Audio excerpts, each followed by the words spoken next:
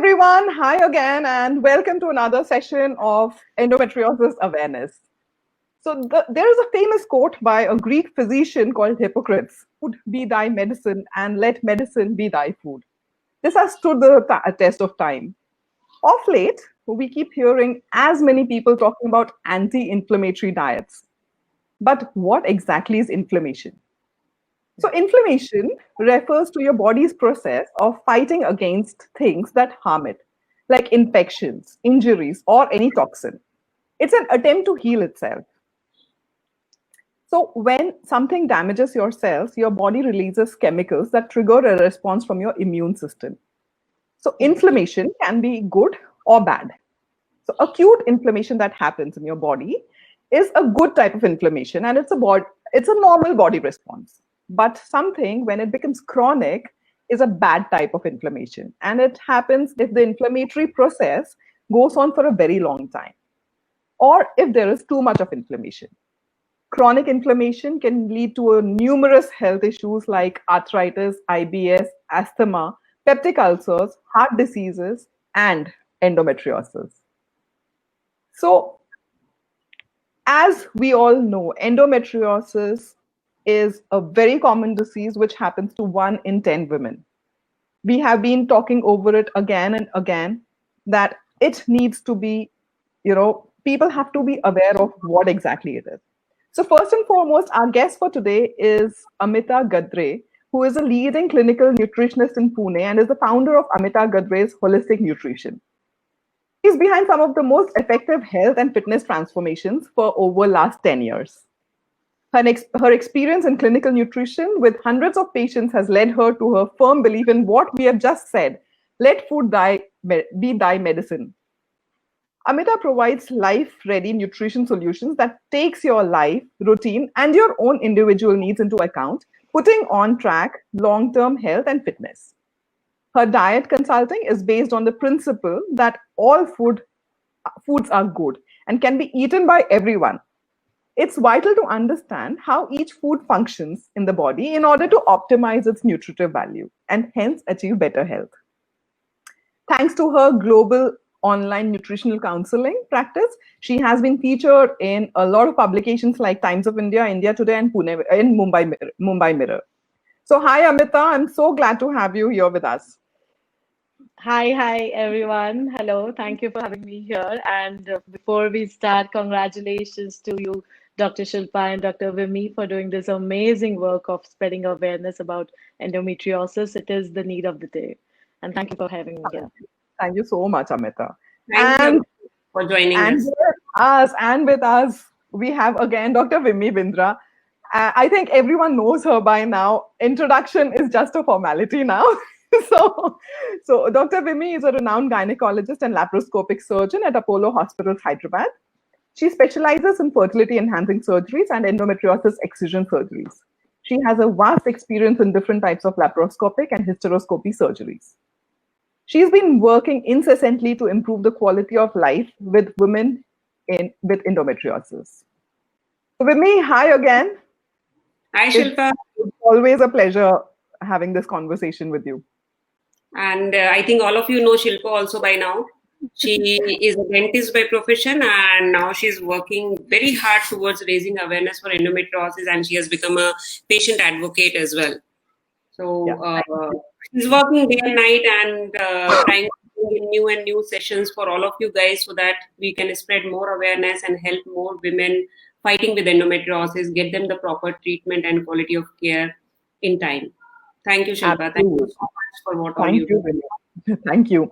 So, as Vimee said, I'm an endometriosis survivor, and I've been fighting to increase the awareness about this disease, which affects 1 in 10 women worldwide, and still people don't know about it. When you talk about endometriosis, people are so lost. So, Vimee, we'll come to you first. So, as we all know, endometriosis is an estrogen-dependent, multifaceted gynecological condition that frequently causes chronic and cyclic pelvic pain, and frequently considered as an inflammatory disease. In most cases, the pain is due to an invasion of endometrial cells and pro-inflammatory mediators on the nerve fibers. So can you just help me with what exactly happens in endometriosis and how does diet help in patients with endometriosis? So, Shilpa, endometriosis is a condition where the tissue similar to the lining of the uterus is also implanted outside the uterus. It can be at any part of the body other than a spleen. And most common location is the pelvis and ovaries. So it affects those areas. And as you already said, it's an inflammatory disorder. This tissue produces its own estrogen and other hormones, and it keeps growing and invading into the tissues. So it involves the inflammatory process, which starts adhering to the adjacent tissue.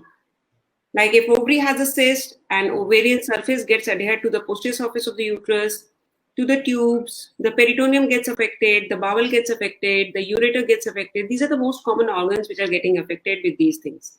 And patients usually have painful periods, they have fatigue, they have depression, they have infertility issues, painful defecation, painful urination. Not everyone will have all the symptoms, but it is a spectrum of symptoms which we may encounter with endometriosis in different patients. And yes, in some patients, it may be a silent disease and they are detected only when they come for infertility evaluation. Okay. Now, Okay. now if we talk about diet for prevention of endometriosis, see, endometriosis is a genetic disease. So I would not say that if you take certain kind of diet, you can completely prevent it. But this is also true that it causes a lot of inflammation. So if we eat the right kind of food, a lot of inflammation and the inflammatory symptoms can be reduced to a certain extent. Okay. And there have been various studies where they have found association retrospectively. The patient who had endometriosis were not taking enough of certain vitamins and certain minerals. So there are studies which have proven some association. But yes, we cannot say that this diet or certain kind of food will definitely prevent or cure your endometriosis. The treatment for endometriosis remains surgical, but surgery is only one part of it.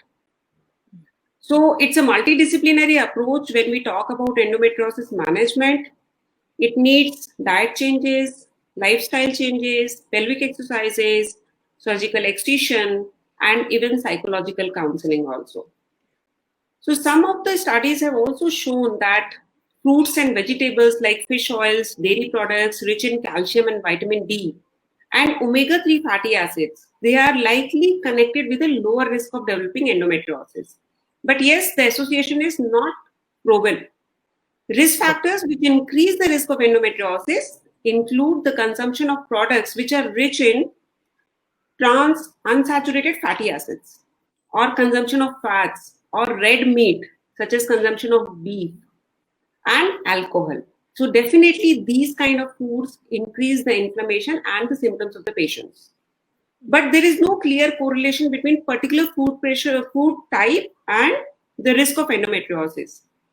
But in our clinical practice, we have seen that patients of endometriosis do well when we put them on anti-inflammatory diet.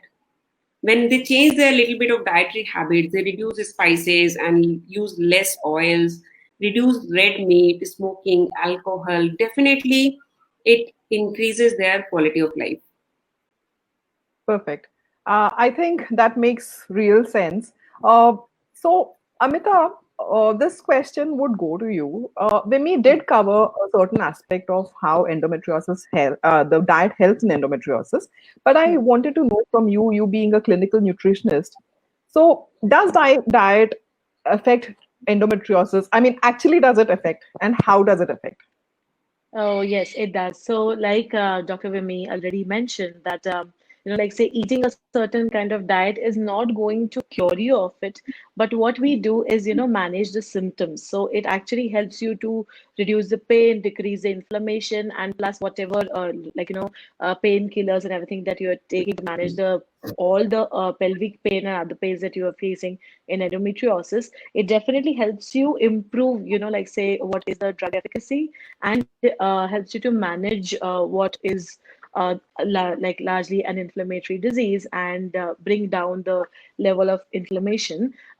So like Dr. Vimee mentioned again, like alcohol, stress, I'm glad she mentioned, like say psychological as well. So endometriosis, just like PCOS, is a very much a disease where you see a huge mind-body connect, where, unless and until you're managing your stress levels, your sleep, the alcohol, the caffeine intake, plus your standard, balanced diet, it becomes very difficult to handle, like say, and manage the symptoms.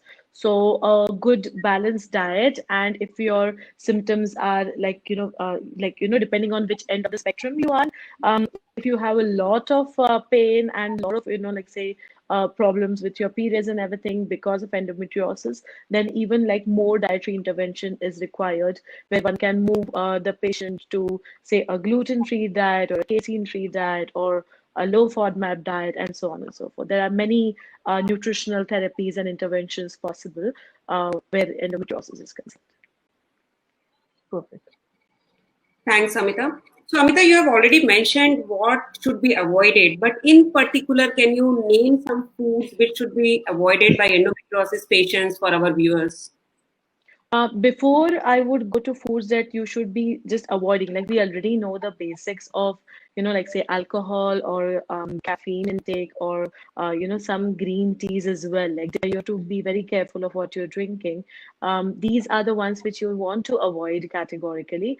But before we move to like say just things that you need to avoid, I think it's more important that everyone sets their primary nutritional discipline right. Like say, you are not going to be able to see a result in terms of your medication unless and until you are eating, like say, a balanced meal in terms of your proteins, you're eating the good fats, you need to be eating, like say, a lot of fruits and vegetables in your diet, because they also come with, like say the colorful foods, which is the vegetables and berries and everything. They come with a lot of antioxidants. So those foods you definitely have to ensure that they're in your diet.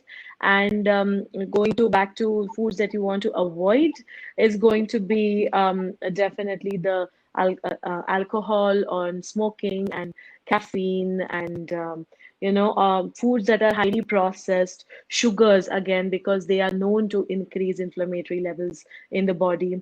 Any foods which have say MSG added to it, or high fructose corn syrup, like say, which is present in juices and beverages, are to be completely avoided. Okay. So I think you've And also covered. sorry, just to also add to it, like even red meats, like say rich meats would be avoided. So typically, as a nutritional therapy, when a patient comes to me, I actually just tell them to go to a more plant-based diet, because it has been proven over and over again that eating meat is not really beneficial. Although not like lean meat is not, you don't see like a lot of correlation, but still overall it improves your gut health, because the way the microbiome is handled also, changes your response to the inflammatory disease, and hence a plant-based diet. All right. And that completely makes sense. There was another thing which, keeps coming up again and again, and something which is very, very confusing for most of the people: dairy. How good Yes. or bad is dairy? Because there are confusing statements which keep coming up all the time. So I think this is something which people will be interested about. For sure. So when I say plant-based, I also mean that you need to avoid dairy, because Okay. dairy is again of animal origin, and you have to go completely vegan, at times even gluten-free, because what is like say for any inflammatory disease, if you again and again, I would repeat that it depends on which end of the spectrum you're on. But a low FODMAP diet, a diet which is gut health friendly, a diet which is dairy free, gluten free, like has been shown to have a good impact on your symptom management and on your pain management. So and again, most dairy products except say some hard cheeses are very high in FODMAPs, which are like some short short chain carbohydrates, which are not very easily well digested by our gut, like by our intestines. And when those are not digested well, it impacts your gut microbiome and causes, like say, an imbalance in the gut bacteria, hence increasing your inflammatory levels. So no dairy. Okay. Okay. So no dairy at all. Yeah. Amita, you did mention about gluten-free diet. So can you tell our viewers what is gluten-free diet and how does it help in endometriosis? Sure. So gluten is a protein which causes, gives dough, like say wheat, its stretchy nature. So if you look at maida, for example, which is all-purpose flour, anything that you're making with all-purpose flour or refined flour or maida is going to be really stretchy. Similar gluten is also present in what is your atta or your whole wheat atta. So wheat contains gluten. It's a kind of a protein which gives the dough its elasticity. Now, some people are not able to tolerate, or rather have like say, a frank intolerance to gluten. Okay, now it has been seen that levels like gluten levels in the diet are largely correlated, or have say an ill effect on all inflammatory diseases. So it because the body's like your gut sensitivity to certain like say products like gluten or casein is much higher, and it brings about an imbalance in your like say in the gut health and in say the way you're in your digestion. So that is why gluten is avoided, and a gluten-free diet will be any diet which does not have any form of wheat. So you have to avoid rotis, breads, pasta, noodle, like say any baked goods or anything which is made from wheat. Also, some oats are, unless until they are from a certified gluten-free factory, oats are also best avoided, because a lot of times you find like a place that oats are processed, it's also a place where wheat is processed, so that cross-contamination can lead to, like say, it's literally like an allergic response that your body gives to gluten, especially when you have an inflammatory disease, like a chronic inflammatory disease. So a diet which is going to completely avoid, like say, wheat. So you can replace wheat with rice. You can use, like spelt. You can use amaranth. You can use almond meal if you want to, bake or something, or even the Indian millets, like say the jowar, rajgira, barnyard millet, foxtail millet. All of these, none of them have gluten in them. Even ragi, for example, ragi is a great substitute, and it's also like say anti-inflammatory in nature, all of these millets. So those are great substitutes for a gluten-free diet. That was like really helpful because for me, if I can say, I have shifted quite a bit to ragi, which Mm-hmm. has indeed helped me with. I mean, I It being does. endometriosis patient myself, and I do have a lot of so-called endobelly, which which is caused because of the bloating. So for Yes. me, ragi has surely helped like tremendously. I mean, I can't, start counting on how many symptoms has it taken care of. Yeah. So, Yeah. and gluten, I'm sure it is something which sticks to your intestine and it is like terrible to digest. So, Yeah. guys, please beware of wheat. I know it's not easy to get rid of the usual roti. It'll just take a little time, but I think we do have substitutes which are available. So, So Amita, just to, yeah, if I may add to that, now yes, millets also are rich in magnesium and zinc. correct. Now magnesium and zinc as a mineral, they have been very effectively used in treatment of symptoms and like say management of say digestive issues or inflammation in endometriosis, PCOS, arthritis, all of these. So another reason why it makes sense to move to millets is also because, like, while they don't have gluten, they're also rich in minerals which you really need to, Yeah, manage exactly. the pain. Yeah. Correct. That makes sense. That completely is like the go-to kind of a food that you've told. Yeah. So the new thing that has actually caught interest is FODMAP diet. So can you just tell us a little about what FODMAP diet is and how does Sure. it help in endometriosis? Sure.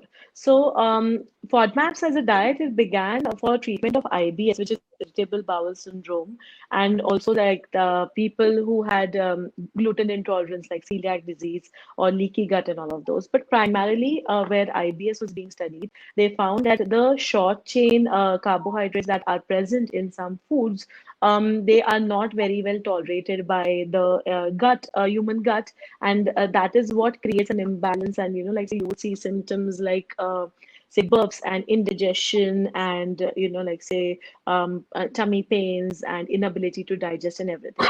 Now, as studies progressed on the low FODMAP diet, it was found that like what happens in IBS again is that your inflammatory levels are very high, because it's like say it irritates your gut, and it hence causes like say inflammation levels to go high. So when they used the low FODMAP diet on like say other patients as well, they found that the diet like say that the inflammatory levels go down. So what are the foods which are really high in FODMAPs? Like say so this particular short chain carbohydrate. So these are things like onions, garlic, leek, or even like say your mushrooms and everything need to be avoided. Then you have sugar snap peas and legumes and pulses, and like beets. So these are very commonly occurring kind of foods, but or even wheat, dairy. So these are, like I mentioned, dairy is again very high in FODMAPs. So avoiding or switching to a low FODMAP diet helps in like say bringing down the inflammatory levels, because like what it is doing at the end of the day is a low FODMAP diet is building and improving your gut health, the gut microbiome that I'm constantly talking about. It's literally like another brain in your system. The like say it's the brain of the enteric nervous system, and it that your gut is where your immunity lies. And if you're not going to be managing that properly, if you're not keeping your gut microbiome intact, then your immune response also goes down or changes. So that's why it's critical that you maintain your gut health properly. And a low FODMAP diet helps you do that. So overall, like when your gut microbiome is intact or is functioning all right, then your inflammatory levels go down. A good resource for to move to a low FODMAP diet is there's an app by the Monash University, which is very easily available. Although it still contains largely foods which are in the US, they are updating the database every day. So anyone can download it. It just costs a few dollars, and you can download it and use it as a ready reckoner to check whether the foods that you're eating are high in FODMAPs or low, and you can try that.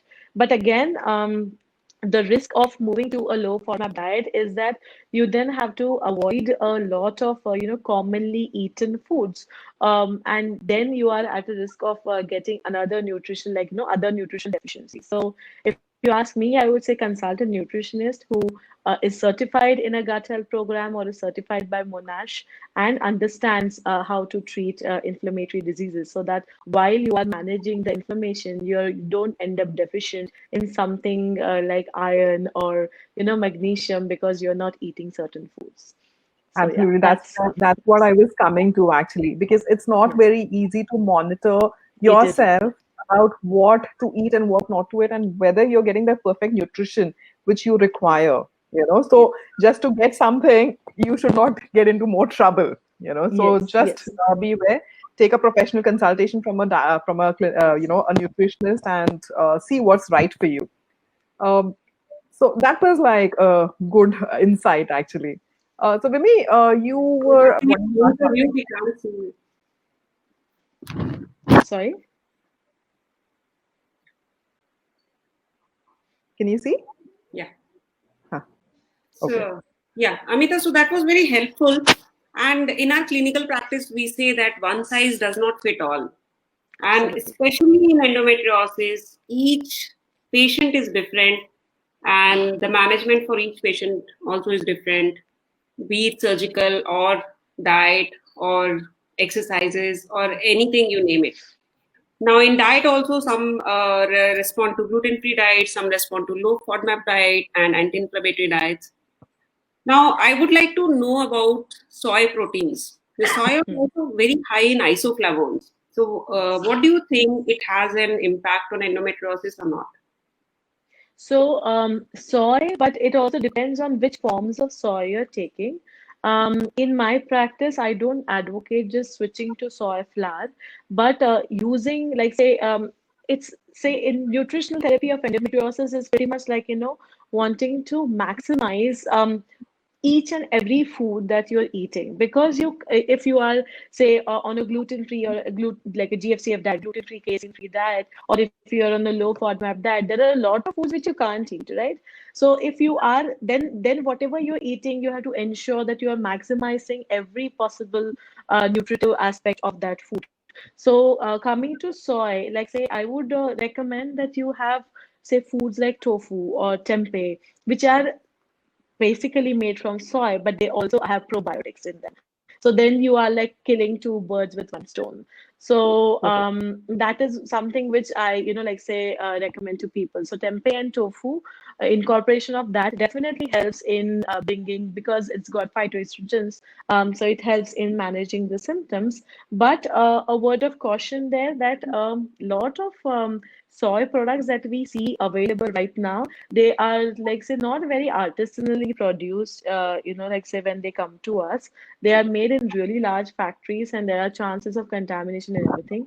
So when switching to or trying to get more soy into your food, be sure of where that soy product is coming to you from.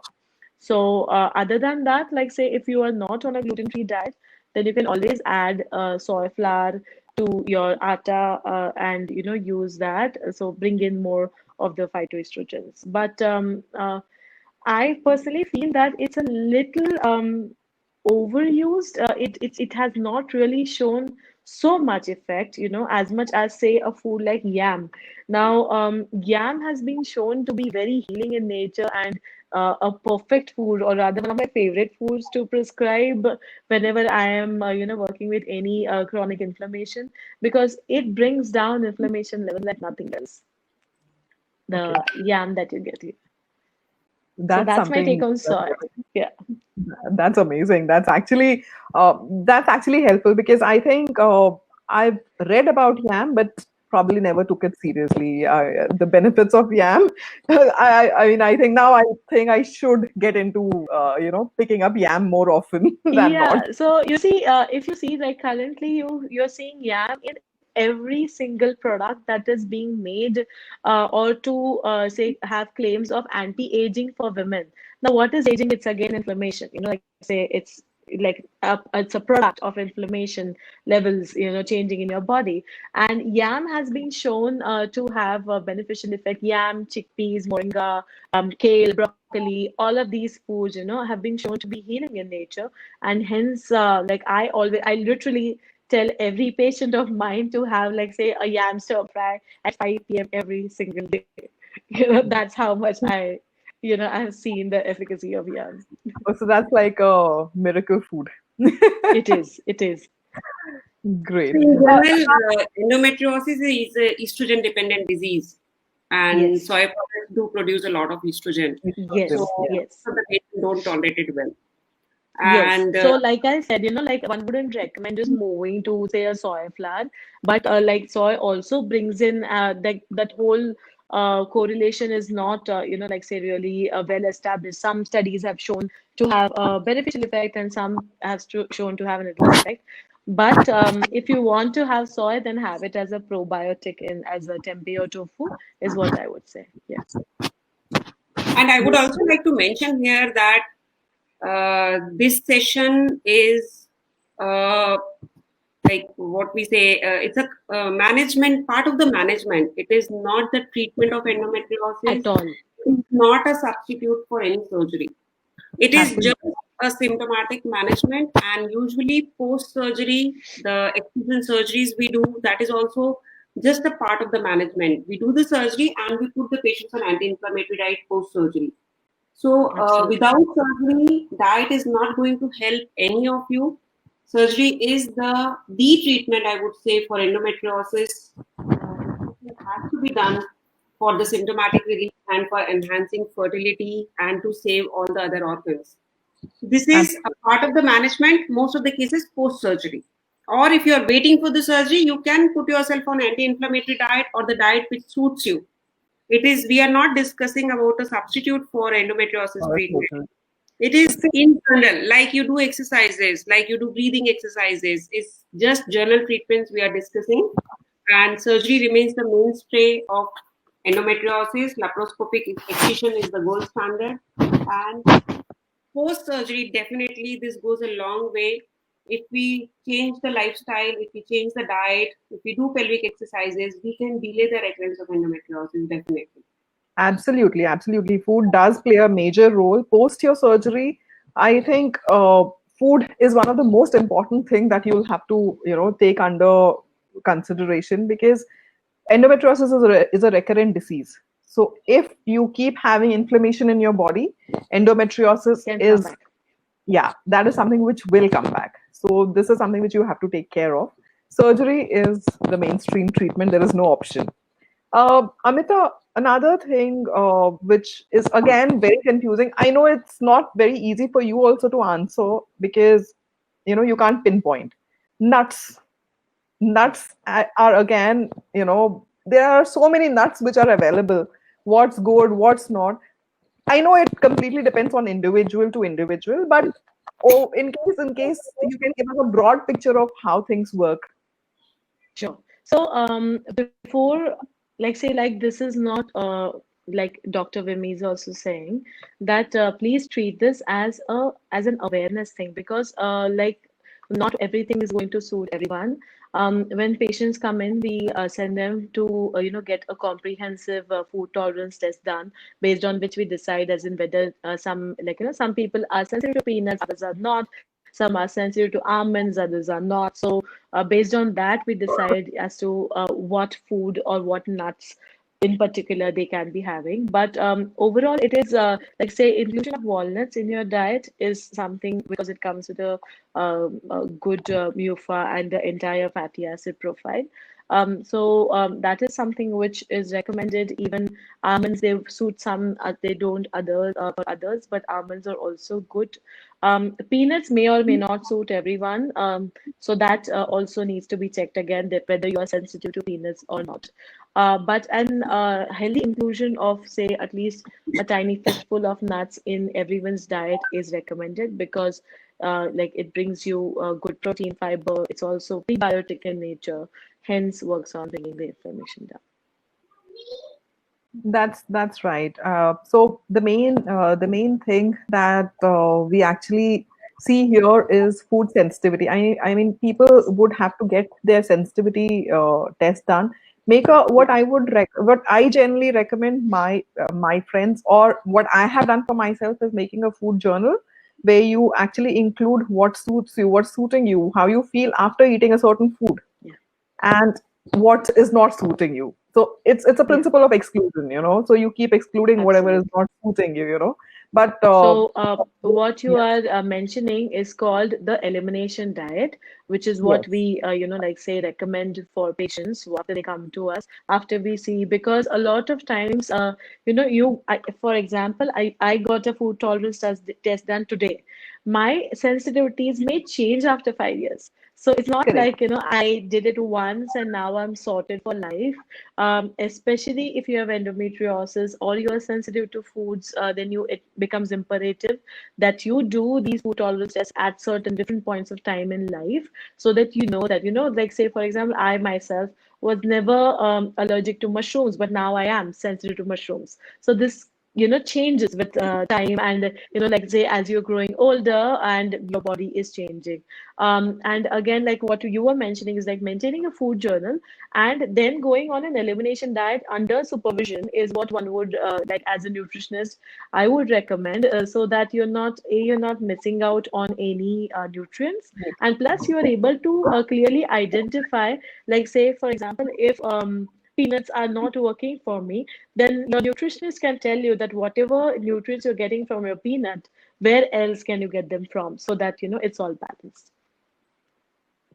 Makes sense. Makes sense. Okay. That's right. So Vimee, there was something that we were talking about. I think we've covered it earlier, but I think This is a question that you need to ask. One of my favorite comes in this, so I'll not ask. I think caffeine and alcohol we have already discussed. But caffeine, I wanted to check. Alcohol, I know completely it is a trigger, but caffeine in all ways, because I, I have, I was like a big coffee person, and I have completely stopped it. I mean, I've not completely stopped, cut down quite a bit. So I wanted to check. I mean, this is a personal question.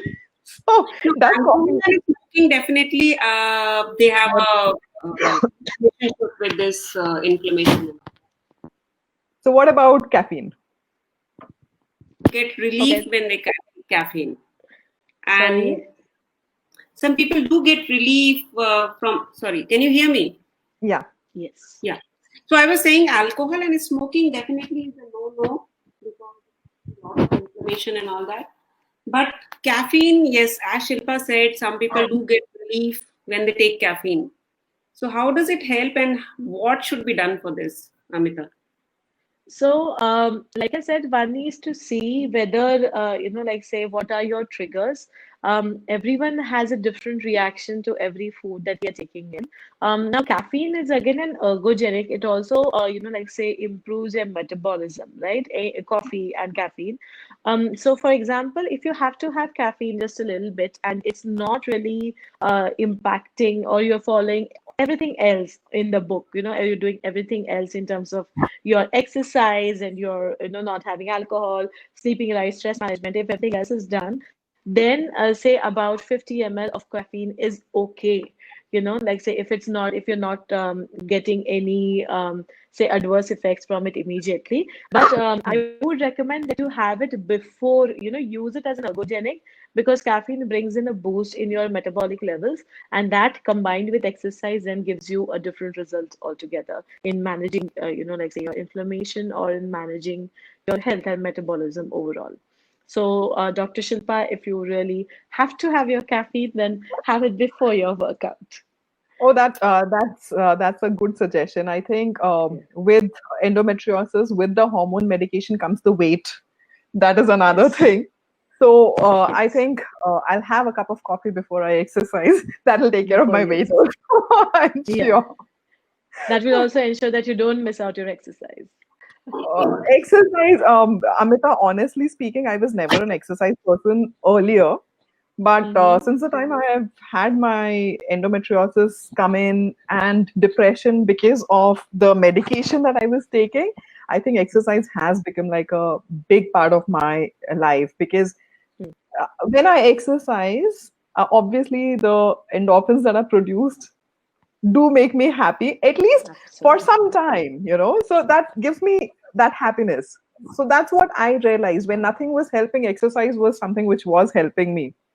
So now it's like become ingrained. So now it's like I have to do it. If not a proper exercise, even if I dance for 45 minutes, I think that's more than enough, you know? That is definitely, it's cardio at the end of the day. But like Yeah, say some exactly. so what we always recommend is that don't look at say workout as a workout, or something Correct. that you're going to do just going to the gym. Find something that you enjoy, that you can do consistently for life. Like say if you enjoy dancing, then dance your way to your health. If you enjoy walking or running, then do that. I mean, obviously, like say if you are super lean but have endometriosis as well, then like say you might have to do some weight training and everything. But Correct. mostly with endometriosis, you see an associated weight gain.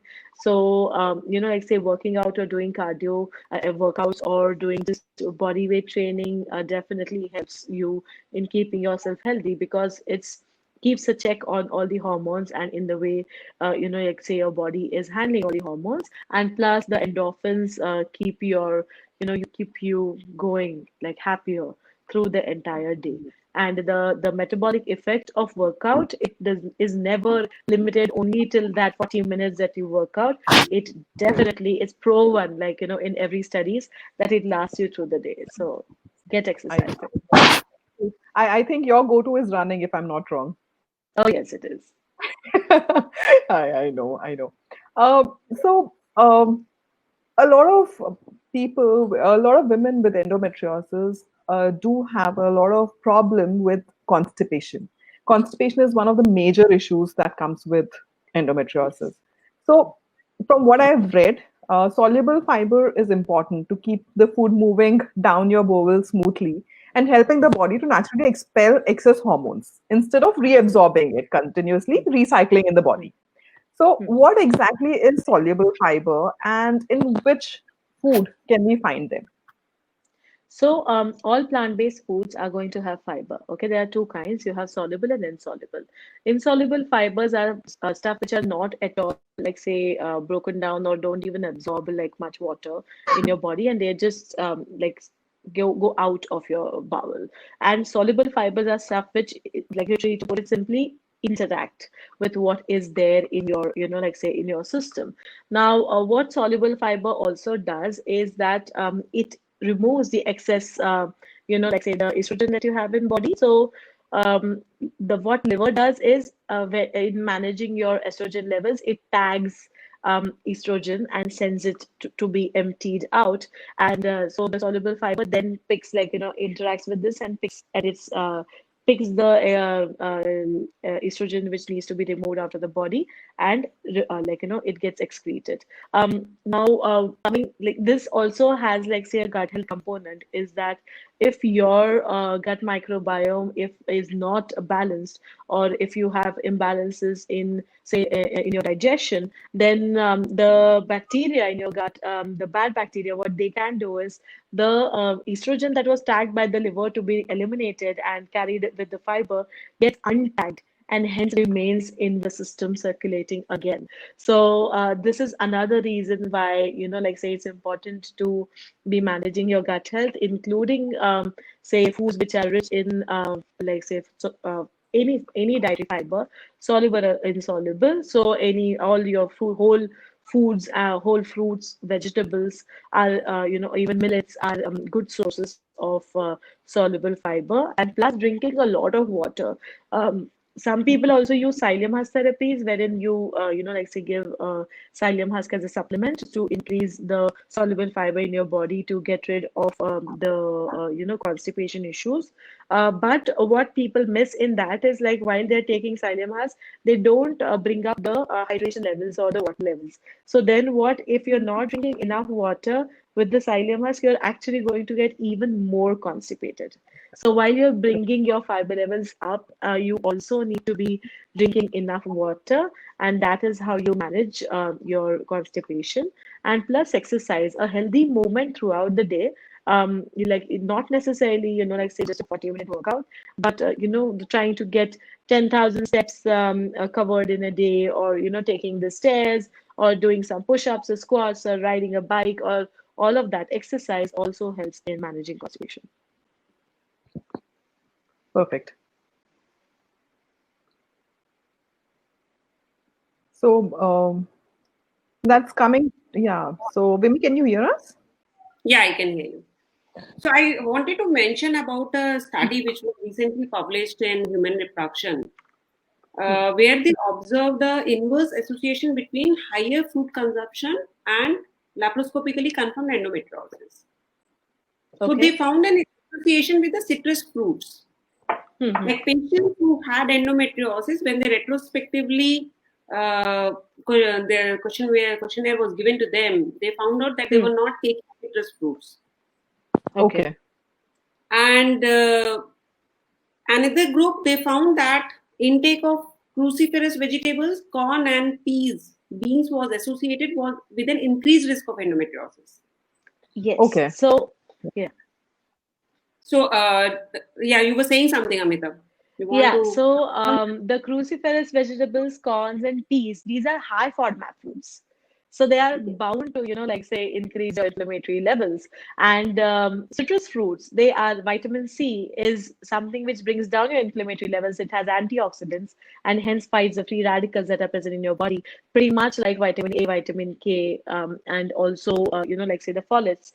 And that is why it's important that you have like include a good amount of, like say, fruits and vegetables and legumes in your diet. But again, if you're on sorry? Yeah, see. Yeah, but again, like while I'm saying legumes, if you're trying to avoid the FODMAPs, then you will have to, like say, cut back on them or find other sources for your proteins. So fresh fruits, especially citrus fruits, should be an important part of your diet. Yes, and I Uh, would not recommend juicing fruits because then, like say you miss out on some fiber. But if at all you are in such a rush in life that you don't have time to eat, like say a bowl of fruit, then try and use like say a cold press juicer and hence have some soluble fiber in it, but eat your fruits and vegetables. Correct. Absolutely. So, are there any supplements which are helpful in patients with endometriosis, Amita? Yes. A lot of times you see iron deficiencies. So, deficiency in iron has been also correlated with, like say greater inflammatory levels, or it's one of the fallouts of the chronic inflammation that we see. So, iron supplements again, after having checked all your blood reports and like say all the levels, is what one. Just excuse me 1 minute. Yeah. Are you able to hear some Yeah. sounds here? No, No, right? that's fine. Okay. A little disturbance, but Okay. it's fine. Yeah, I was getting that crazy notification. I don't know. So anyway, I was That's saying fine. No worries. the iron levels, iron supplementation is recommended. Also, calcium, magnesium, and zinc. Like say, is recommended because those levels have been, like say, magnesium and zinc specifically have been shown to be beneficial in, say, improving or reducing, like say the symptoms because it works pretty much hand in hand in pain management. And also vitamin K and K2, D3, K2. So basically, all the primary vitamins which are antioxidant in nature need to be managed, and like say supplements for those are recommended. What is also useful is like say some herbs. So there are obviously a lot of studies going on, like say in the like say herbal therapies of like say used for endometriosis or inflammatory diseases, but things like turmeric or even ginger, licorice are have been known to have cinnamon to have like say bring down your inflammatory levels. So it is taken as a like say in the form of a tea or something. It again depends on like say on your nutritionist. One I wouldn't like say recommend people to just start taking 3 teaspoons of turmeric a day to bring down inflammatory levels because that can again cause you constipation. But like say these herbs have also been shown to be effective. And another very interesting study that I came across the other day, there's this a plant called lady's mantle. Now, lady's mantle has been, like say, used in treating a lot of pains and issues associated with women's reproductive system and their, like say, periods. So that is now also available as a tea, although one has to be very cautious of how much of the lady's mantle you're taking, and it has to be prescribed by someone, like say, who's a certified herbalist or a nutritionist who knows, what they are giving you. But there are like many other approaches also coming up, even in diet therapy for addressing endometriosis. Absolutely. Saying that, I think we have covered it. Magnesium is like a major supplement, which I think anyone with endometriosis or anyone who has had, anyone like me who's had a hysterectomy, a total hysterectomy, the estrogen Mm. completely drops and your sleep cycle goes for a toss. So magnesium also helps in your sleep. So Sleeping, yeah, that is something, yeah. So that is something which you'll have to, consider. So I yeah, think this has been like an amazing session by far. yeah. And So the point, yes, just sorry. Just if I may add, because we didn't mention it, probiotic supplements are also recommended. So, it's been because you're talking about sleep. Now, sleep gets impacted if your digestion is not okay, and then it in turn increases your stress levels and it increases your inflammatory levels. So, one would always recommend a probiotic for anyone having inflammatory diseases because the thing with the gut microbiome is that you have good bacteria and bad bacteria. But the good bacteria is pretty much like a busy tourist, you know. They come, they see, they work, and they leave. So you have to ensure that, you know, you are constantly supplying the good bacteria in, like, you know, in you're taking it in through your diet every day, because your body can't kind of store them somewhere, or they can't, you know, produce it in your body. And these good bacteria, again, they also help you in the metabolism and production of a lot of say B complex vitamins. So that is another reason why they're important. So probiotic supplements is something which is also recommended, you know, but again depends on which where you are in your digestive issues, and what is your nutritional line of therapy along with the surgical or medical interventions. So True, true. So, as I was just reading today in Ayurveda, it is said that a person having a problematic gut has yeah. problems everywhere in the body. So, Oh yeah, guys, please take that's care of true. your gut. That is Yeah, like uh, if your gut ain't happy, ain't nobody happy. absolutely, absolutely. So, the point is not to completely stop every food that's called inflammatory food, but to Yeah, minimize them as much as possible. absolutely. Have good food and bad food in a ratio of 80 is to 20. So anti-inflammatory diet is the one that will help you feel energized and healthy for a long term. It was one of the most amazing sessions we had. Very, very informative. Amita, I'm like really, really Thank you. thankful to you. This has been like Thank you. a very informative one. Vimee, thank you so much again for being with us. And it's Thank you, like, Shilpa, and thank you so much, Amita. It was really Thank you informative. so And much. It was a pleasure. there are some comments I would like to yeah, mention here. Stacy has mentioned, oh yes, by all means, tell me how just staying away from inflammatory food will unfreeze my pelvis, unstick my uterus from colon, and stop all of my sciatic pain. Stacy, we have already mentioned in the session that this is just a part of the change in manage. lifestyle and diet habits. Surgery is the treatment. You have to undergo excision surgery, then only you will get relief from all your symptoms. And post surgery, you can stick to your anti inflammatory diet or whichever diet suits you. Absolutely. Another one is Aarti has mentioned, very informative. Thank you, Amita ji. And how often should you take pre and probiotics to help the gut movement and constipation? Okay, so prebiotics are all the like foods, fruits and vegetables, and you know whole grains that you're taking. But the probiotics are something which you have to take daily. So it again, there are different kinds of probiotics and digestive enzymes available. I don't know where she is located, so I won't be able to tell the brand and, you know, like say a supplement. But a general probiotic having say a combination of five different type of bacteria plus some digestive enzymes is recommended to be taken every day. But again, for your constipation, you definitely have to work only on your fiber intake and, you know, like say improve your soluble fiber intake, exercise, and drink loads of water. She has also asked how important is alkalizing your body. Okay, now that is a different concept altogether. But like say, if you look at the endometriosis diet or an anti-inflammatory diet, it is pretty much alkaline in nature, because foods which make your body more acidic are the ones which are like dairy products, highly processed foods, or you know red meats and rich meats and everything. So following an anti-inflammatory diet like the one that we discussed over the past 1 hour almost is again an alkaline diet in nature. So it works the same way.